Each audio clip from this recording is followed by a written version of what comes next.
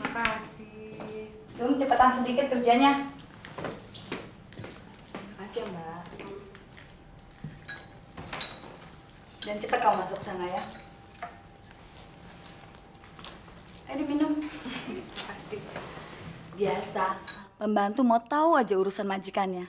Buat jadi bahan gosip sama pembantu sebelah. Begitu lama kita tidak bertemu. Sekarang kita berkumpul lagi dalam suasana yang berbeda. Masing-masing sudah berkeluarga. Dengan demikian, topik pembicaraan pun pasti berbeda pula. Iya, karena waktu dan kehidupan merubah kita kan? Kita masih bisa bernostalgia kok. Tapi sekarang kita bicara tentang hari ini. Tentang apa? Ya, tadi kan kita sudah main tebak-tebakan. Apa yang kita beli buat suami kita masing-masing. Nah, sekarang kita main buka-bukaan hasil tebak-tebakan tadi. Gimana kalau Siska duluan? Boleh? Dia apa sih, Sis? Wah, beli ini. Nih, lihat. Bagus kan? Itu sih gamblang banget. Sama aja kamu gak pakai apa-apa, Sis. Laki-laki kan maunya begini, Vel. Aku sengaja membeli ini untuk memakainya, biar suamiku kembali padaku lagi. Kamu nggak pernah cerita kalau kalian sudah pisah? Pisah rumah sih enggak. Tapi lebih tepatnya kami sudah pisah ranjang. Sikapnya sudah dingin belakangan ini pada saya. Sis, dengan kamu menceritakan masalah kamu ke sahabat yang kamu percaya, mungkin dapat mengurangi beban hati kamu. Tadinya saya merasa gengsi untuk cerita pada kalian berdua. Memangnya apa sih alasan suami kamu sampai dia berbuat begitu sama kamu? Saya tidak tahu. Dan dia tidak pernah menjawab setiap kali saya bertanya apa kesalahan saya. Yang jelas, sejak kelahiran anak kami yang kedua, Adi, dia semakin berusaha untuk menjauhi saya. Apa ada perempuan lain?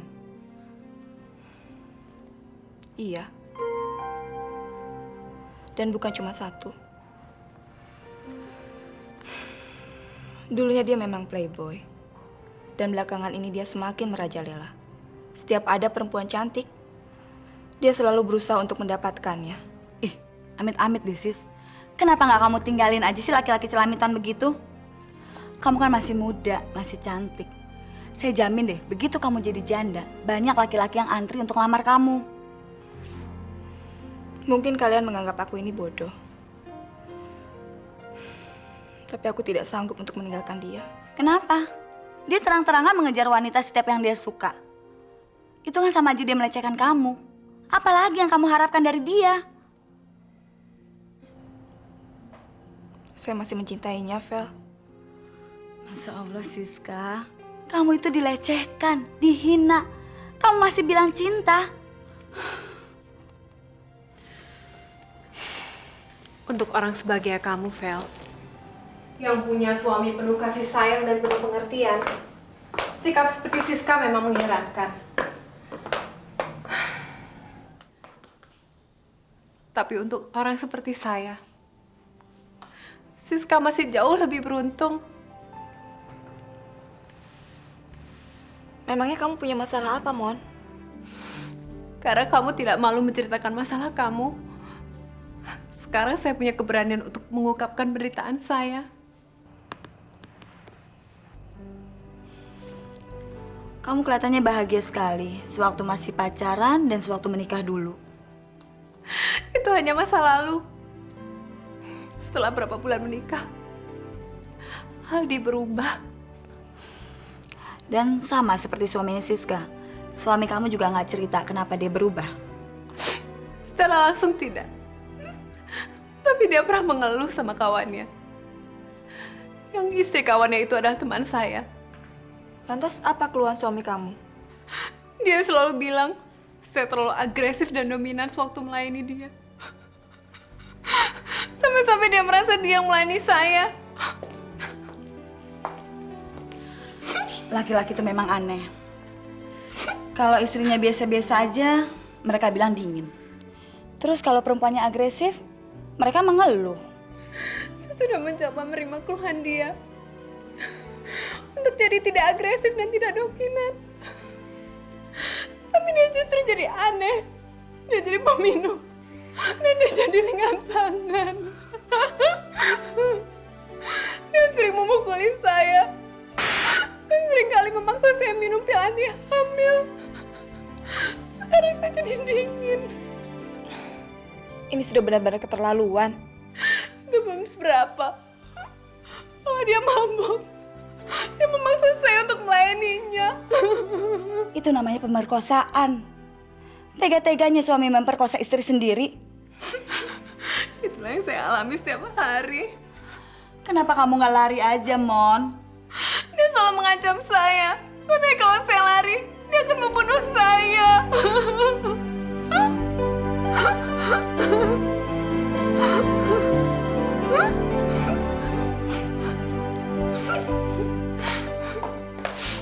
Ayah, tadi saya belanja dulu ke meja untuk suami saya.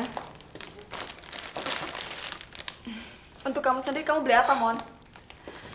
Tadi kan kita janjinya belanja untuk menyenangkan suami.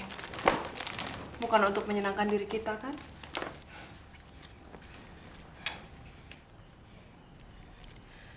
Jangan mengasihani saya. Saya sudah cukup lega. Kalian mau mendengarkan pengalaman saya yang bagaikan sebuah mimpi buruk. Sekarang Grand Felia dong, menunjukkan apa yang dia beli untuk menyenangkan sang suami. Oh iya, saya beli ini. Putih lagi, putih lagi. Apa kamu nggak bosan, Vel? Variasi dong. Variasi itu kan bumbu kehidupan untuk menutupi kebosanan. Saya suka warna putih. Warna putih adalah lambang dari kesucian, keterbukaan, kejujuran, dan ketulusan. Suami saya juga menyukai kesukaan saya kok. Berbahagialah kamu. Oh ya, Mon. Kayaknya sudah waktunya kamu membicarakan pada suami kamu. Kalian belum tahu sifat Aldi.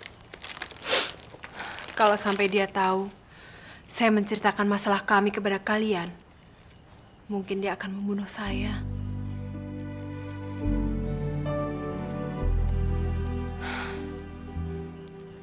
Oh ya, sekarang jam berapa?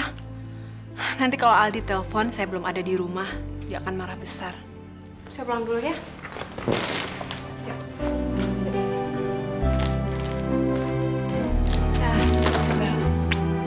Bisa antar, Mon? Udah, nggak usah. Di sini aja. Yuk, udah. Hati-hati ya.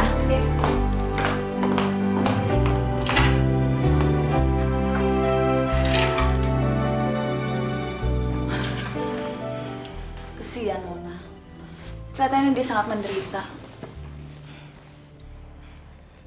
Tidak ada yang dapat kita lakukan, Vel. Mona harus belajar menyesuaikan diri dengan sikap suaminya. Seperti apa yang sudah aku lakukan. Penyesuaian diri dengan sikap suami seperti itu butuh waktu seumur hidup. Tapi dia tidak punya pilihan lain.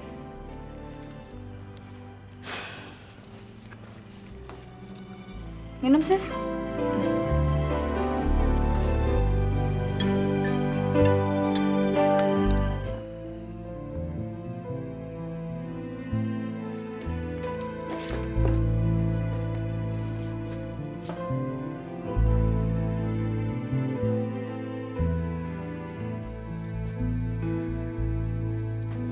Bangun! Bisanya cuma tidur aja kayak kerbau. Bangun!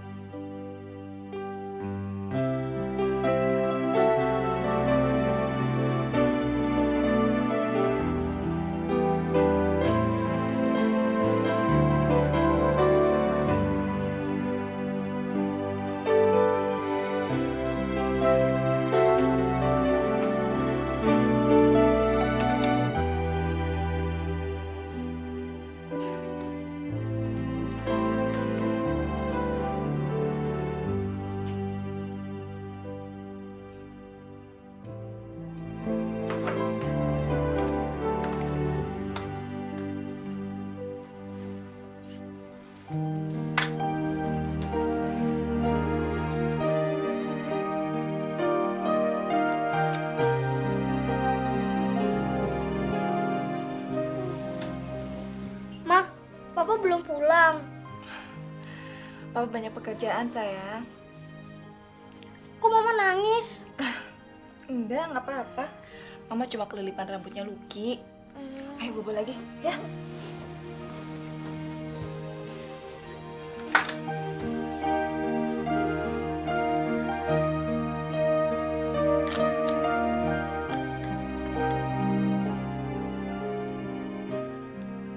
Betapa nggak adilnya hidup ini.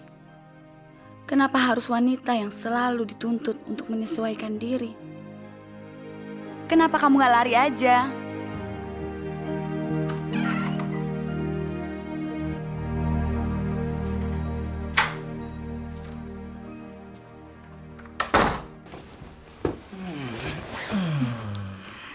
Kamu tahu sekarang udah jam berapa? Kamu lupa ya? Kalau setiap hari Senin saya harus bawa klien makan. Sekalian bicara soal bisnis. Itu tuh yang dari Malaysia. Si Belanda Depok. Sorry, saya lupa. Matikan lampu dong sayang. Aku ngantuk sekali.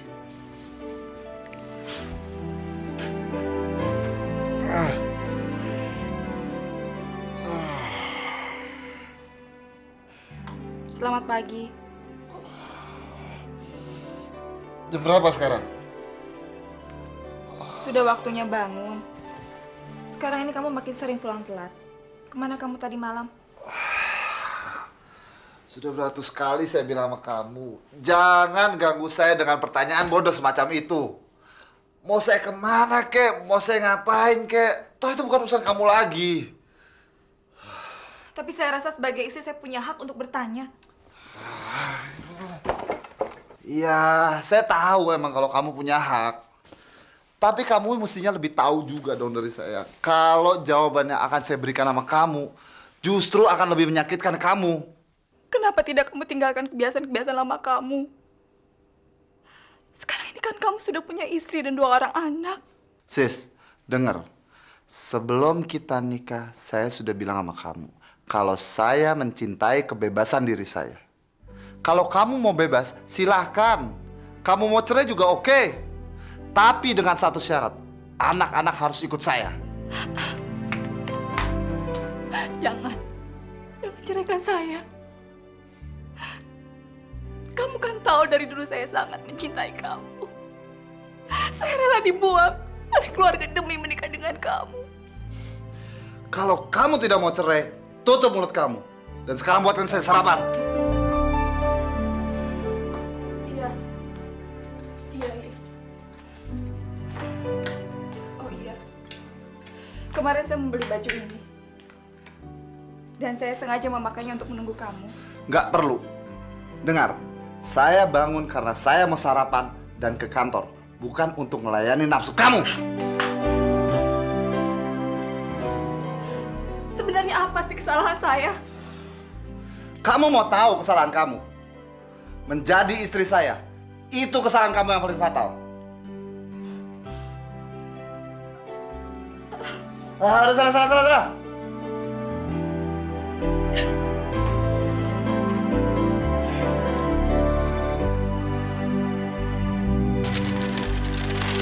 Sum. Saya Tuan. Sini biar saya antar buat ibu. Iya Tuan.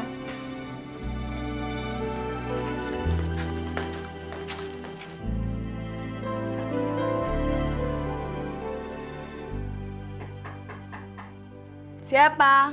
Room service.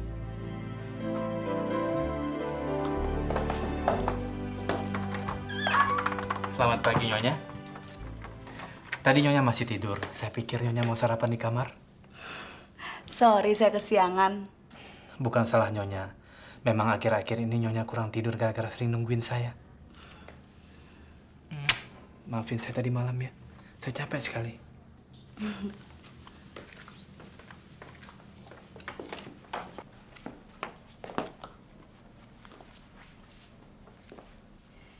Gimana bisnis kamu sama si Belanda Depok itu? Lancar-lancar aja. Kamu gimana acara belanjanya dengan Siska dan Mona? Kamu beli apa aja sih? Saya beli baju ini. bagus dan seksi. Saya tahu kamu senang warna putih. Saya beli baju ini bukan karena cuma saya suka warna putih, tapi saya tahu kamu senang melihat saya pakai baju warna putih. Jadi terus terang, saya beli baju ini karena untuk menyenangkan kamu. Saya senang kok. Saya pengagum selera kamu dalam segala hal.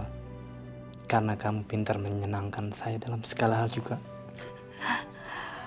Pagi ini saya banyak dihujani dengan sanjungan dan pujian. Sebenarnya mau kamu apa sih? Kamu pengen tahu apa yang saya mau? Sebentar.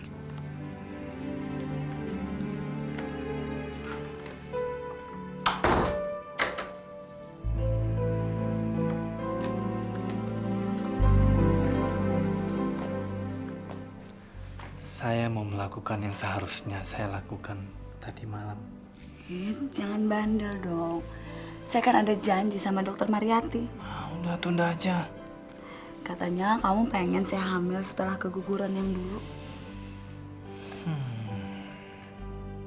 Iya sih, tapi kan...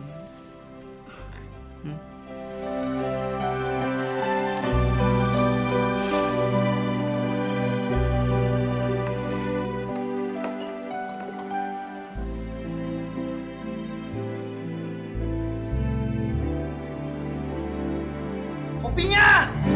Iya, sebentar.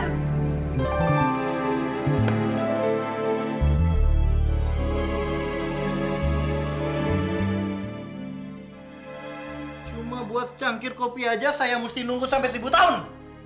Hah? Saya nggak betah punya pembantu lamban. Ayo, kamu pecat dia sekarang juga. Dia udah minta keluar kemarin. Bagus. Mulai sekarang nggak perlu ada pembantu lagi di rumah ini. Kamu tau nggak ada kerjaan sama sekali.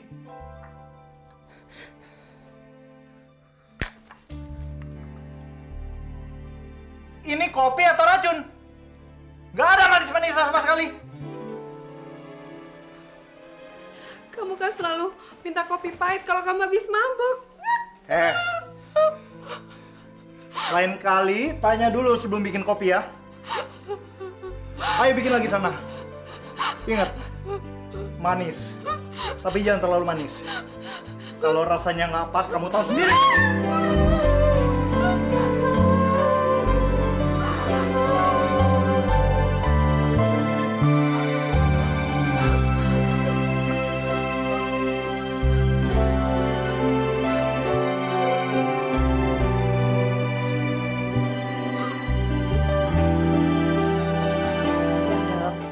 Selamat siang, Nyonya bergaun putih.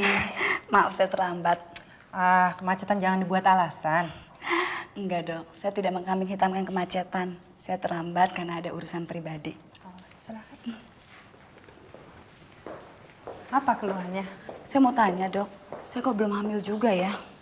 Sus kan baru saja keguguran. Kenapa sih buru-buru? Sabar aja. Apa yang buru-buru dok? Saya akan menikah sudah 3 tahun. Wajar dong kalau saya pengen punya anak. Lagian saya bingung tiap hari harus berbuat apa. Suami saya kan melarang saya kerja. Nah kalau saya punya momongan, jadi saya ada kesibukan. Oke, kita periksa. Sebentar ya dok. Saya duluan ya. Iya. Halo?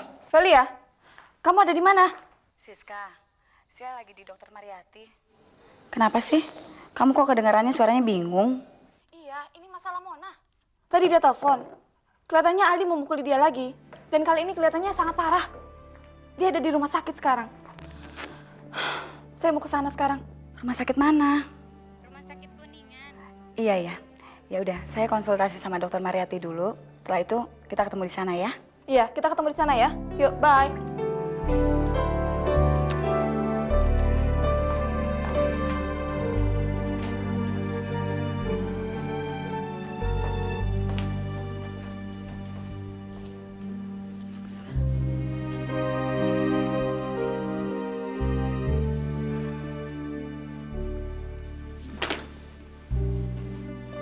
Kasihan banget ya.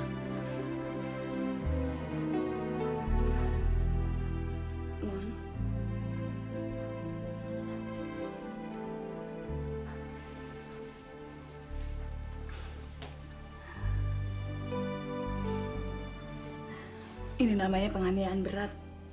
Nggak bisa dibiarkan. Kamu harus lapor polisi. Jangan. Kalau dia dihukum, begitu dia bebas, dia akan segera membalas dendam. Saya yatim piatu. Saya tidak punya keterampilan apa-apa. Dia satu-satunya tempat saya menggantungkan hidup saya. Mon, kamu tidak sendirian. Kamu memiliki kita. Velia dan aku akan tetap menjadi sahabat kamu. Iya, Mon. Ini saat yang tepat untuk mengakhiri kekejamannya. Jebloskan dia ke penjara, lalu kamu minta cerai dan pergi jauh-jauh. Dia selalu bilang, saya bisa pergi kemana aja. Tapi saya tidak akan bisa lari dari kejaran dia. Kalau kamu masih takut dia mengejar kamu bisa tinggal tempat saya. Saya dan Teddy akan melindungi kamu, ya. Kalian tidak tahu persis bagaimana sifat dia. Kemanapun saya lari di muka bumi ini, saya tidak akan pernah aman. Lagian, saya udah biasa dengan keadaan seperti ini. Terima kasih atas kebaikan kalian. Dokter bilang sama suami saya, sore ini saya sudah boleh keluar. Saya jemput kamu ya. Nggak usah.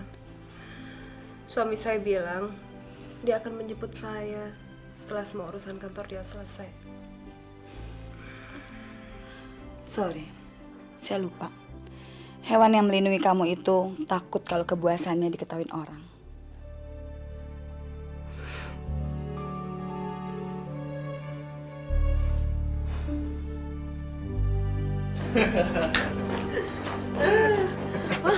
Cantik, Kenapa? bagus.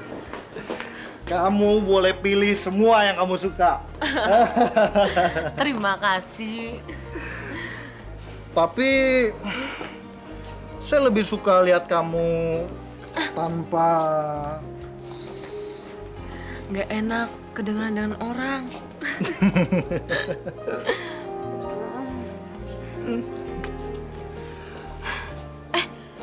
Tunggu, ada lipstick. Nggak usah. Nanti nggak enak ketahuan dengan istri kamu. Alah. Bisa perang. Enggak. Peliharaan saya yang di rumah itu nggak pernah berani gonggong. Ayo sekarang kamu pilih yang kamu suka. Ayo. Iya.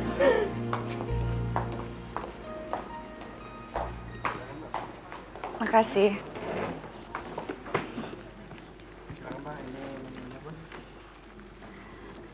Saya pesan Union soup sama hot lemon tea. Kamu apa? Sama aja deh. Ya udah, kayak biasa ya.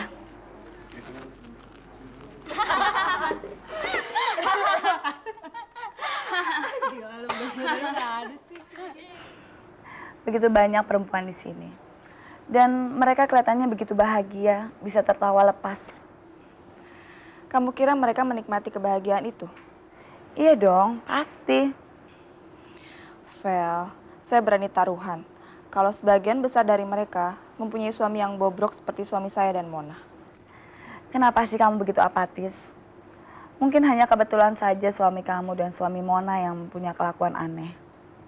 Tapi kelihatannya suami-suami yang lain mungkin gak jauh beda dengan suami saya. Kamu hanya memiliki keberuntungan suami kamu penuh pengertian, penuh perhatian, penuh kasih sayang. Dan dia menjadikan kamu satu-satunya wanita dalam hidupnya. Tapi kamu naif, Vel. Kalau kamu menganggap semua laki-laki seperti itu. Sorry, soalnya saya begitu percaya dengan keyakinan saya. Mungkin kamu tidak bisa membayangkan, Vel. Suami seperti Aldi yang suka memukuli istrinya. Atau suami seperti Yoga yang senang mengejar perempuan. Bahkan mungkin kamu tidak bisa membayangkan kalau suami saya pernah meniduri pembantu kami yang memang manis dan muda. Ya ampun Siska, saya nggak percaya. Kok kamu masih cinta sih sama dia? Bukan karena cinta, Vel. Tapi anak-anak pun menjadi pertimbangan. kenapa aku menjadi perempuan yang harus menerima. Mungkin saya yang terlalu aneh atau terlalu idealis menilai suatu perkawinan. Tapi saya bingung melihat kamu sama Mona. Sepertinya kamu tuh menikmati penderitaan itu. Kami bukannya menikmati penderitaan, Vel. Tapi kami harus bisa membiasakan diri dengan hal-hal yang tidak bisa dielakkan. Karena kami, pertama, tidak punya keberanian. Kedua, kami tidak punya keberuntungan seperti kamu, Vel. Setiap suami kamu pergi, selalu mengajak kamu. Nggak juga sih, ada pengecualiannya. Setiap hari Senin malam, suami saya sering makan malam bersama relasinya yang Indo-Belanda, yang jadi warga negara Malaysia, yang aku dirinya Belanda Depok. Kamu sudah pernah ketemu sama dia? Belum. Kenapa? Vel, sebaiknya kamu jangan terlalu percaya sama suami kamu. Sekali-sekali kamu minta deh dikenalkan sama yang namanya siapa? Belanda Depok itu.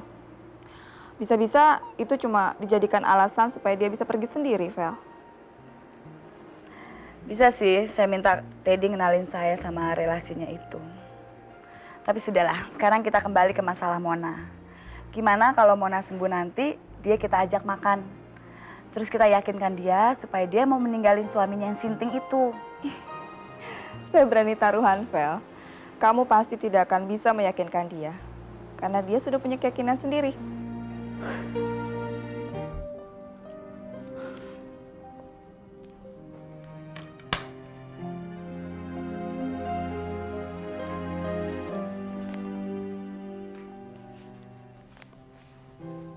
Ada apa lagi kamu? Saya dan Siska khawatir melihat Mona sekarang. Kenapa lagi dia? Secara fisik dan mental, Mona sekarang sedang hancur. Sakit jiwa suaminya sekarang kayaknya semakin parah. Saya takut suatu saat nanti Aldi akan membunuhnya. Kalau gitu saya bicara langsung dengan Aldi. Ya sebagai sesama laki-laki saya rasa lebih baik. Toh dulu sebelum mereka ke Surabaya, kami telah kenal baik kok. Jangan-jangan. Mona minta dengan sangat agar tidak ada satu orang pun yang bicara soal ini sama Aldi. Kenapa? Takut Aldi tersinggung? Bukan cuma tersinggung, tapi Aldi akan sangat marah kalau dia tahu rumah tangganya dicampuri oleh orang lain. Alasannya sih cukup masuk akal. Tapi Mona nggak mungkin bisa keluar dari masalah kalau nggak ada pihak ketiga yang turut campur. Itu susahnya.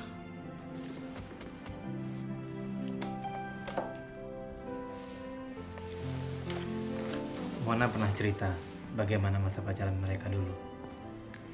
Menurut dia sih, waktu masih pacaran sampai 1 bulan setelah menikah, nggak ada masalah. Tapi kemudian, sebelum sifat sintingnya kumat, suaminya pernah bercerita sama temennya kalau Mona itu orangnya agresif dan dominan setiap kali mereka. Saya ngerti sekarang. Aldi merasa rendah diri sebagai kompensasinya terhadap perasaan gagal memenuhi kebutuhan istrinya. Dia mulai minum dan bertindak sebagai atasan yang kejam terhadap Mona. Lalu apa yang harus kita lakukan terhadap Mona? Mendorong Mona agar berani membuat keputusannya sendiri. Ya, kita harus berdoa agar Mona punya keberanian itu.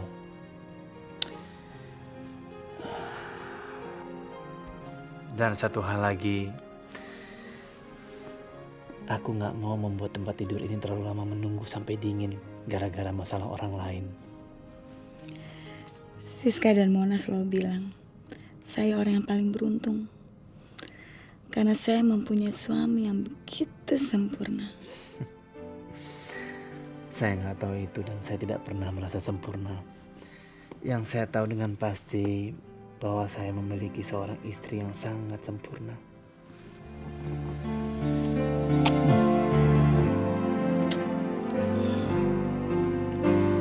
Apain aja sih itu perempuan? Mona! Dasar perempuan lamban!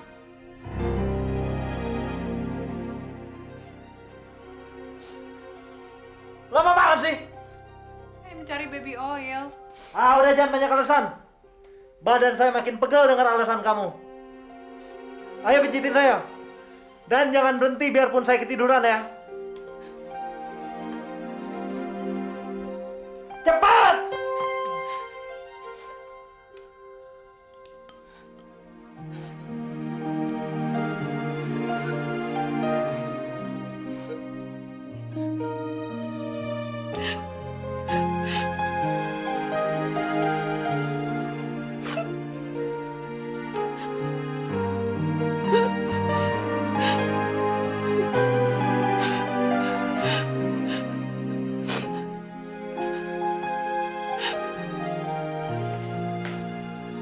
Selamat pagi Tuan. Pagi. Silakan. Makasih.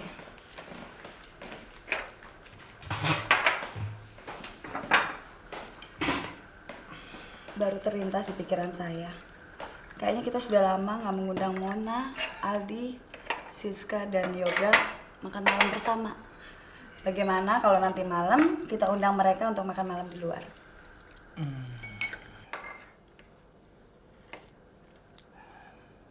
Kamu lupa lagi ya sayang. Ini kan hari Senin. Saya punya jadwal tetap untuk evaluasi perusahaan dan membuat rencana-rencana baru dengan si Belanda Depok. Lalu saya harus ajak dia makan malam. Sorry, saya benar-benar lupa. Kasih. Gak apa-apa kok. Kayaknya kamu udah sering deh ngomong tentang relasi kamu yang satu itu. Tapi kamu belum pernah ngenalin dia ke saya. Kalau kamu punya waktu, saya bisa kenalin. Malam ini gimana kalau saya kenalin kamu dengan dia?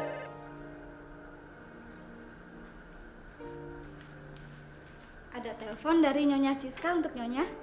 Oh iya. Sebentar ya.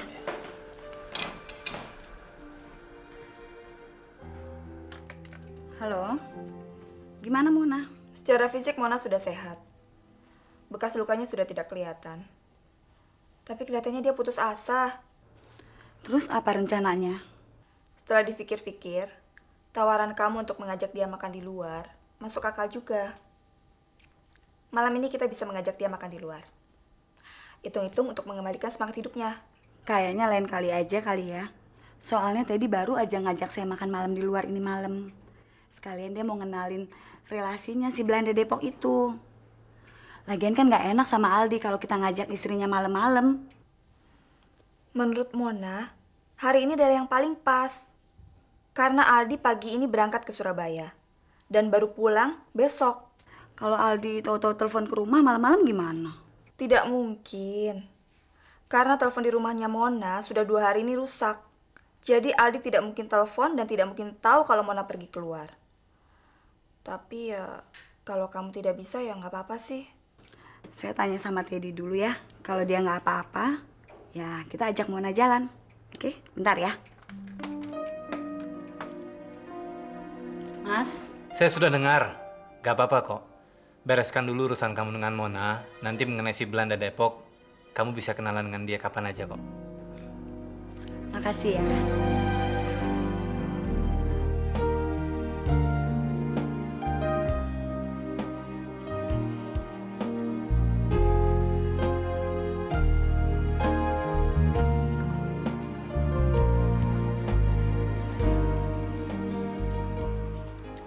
Kenapa?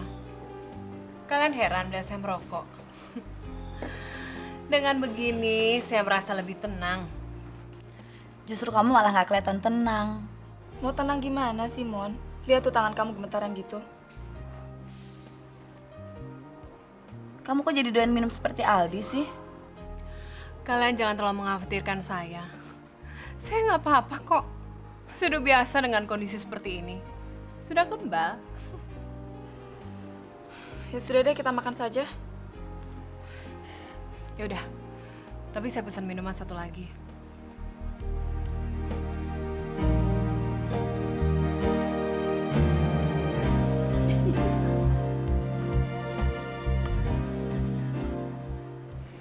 Sis, kamu ngeliat apaan sih? Aku kok kayaknya sepertinya ngeliat Teddy sama perempuan deh, Vel. Kamu tuh mulai seperti Mona ya, kelihatannya mulai aneh. Jam segini tuh Teddy sedang meeting. Nah, mulai agak malam nanti Teddy makan malam sama relasinya. Ya udah, kalau kamu nggak percaya, saya telepon Teddy di kantor nih. Kamu ngomong sendiri aja sama Teddy. Nggak usah. Mungkin tadi saya salah lihat.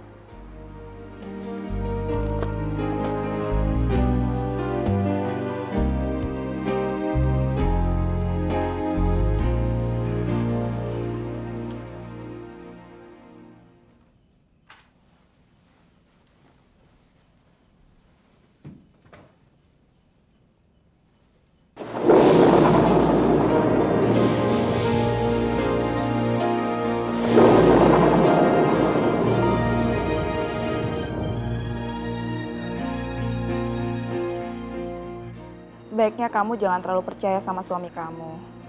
Sekali-sekali kamu minta deh dikenalkan sama yang namanya siapa? Belanda Depok itu. Bisa-bisa itu cuma dijadikan alasan supaya dia bisa pergi sendiri, Vel.